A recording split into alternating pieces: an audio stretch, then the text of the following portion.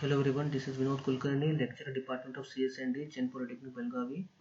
So today I am dealing with Unit 5 Virtual Memory Management. So what is virtual memory? Which we cannot see actually, but it is executing behind inside the memory. So the contents are virtual memory, demand paging, copy on write, page replacement. So virtual memory is a technique which allows the separation of logical memory from the physical memory. And the advantage of virtual memory is that we can have processes to share the files easily, can implement the shared memory, and it provides an efficient mechanism for the process creation. Next comes demand paging. As the word tells, we can load the page only when it is demanded by the memory. So the pages are loaded as they are needed, and it is commonly used in virtual memory systems. Here we are using a pager which is called lazy swapper. It is called lazy whenever because it acts only when the memory requires the pages. So as you can see, the main memory and the secondary memory.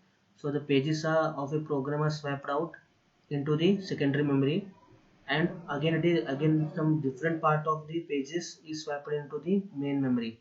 So whenever the memory demands, it has to execute.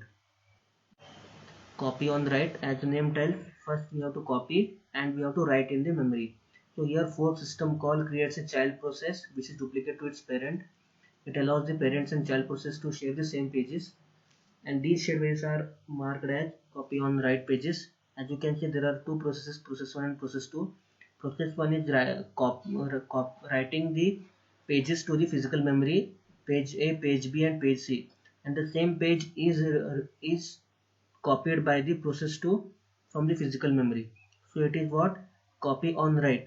It means whatever the pages are written by one process in the physical memory, those same are copied by the process 2 from the physical memory.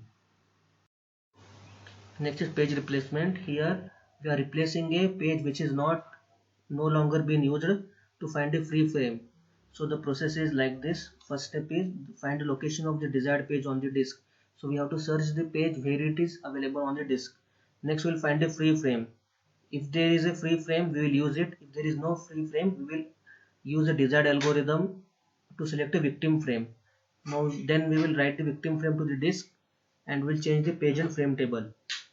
Now already we have got the free frame. So we will read the desired page into newly free frame and we will restart the user. So this diagram gives the explanation of page replacement.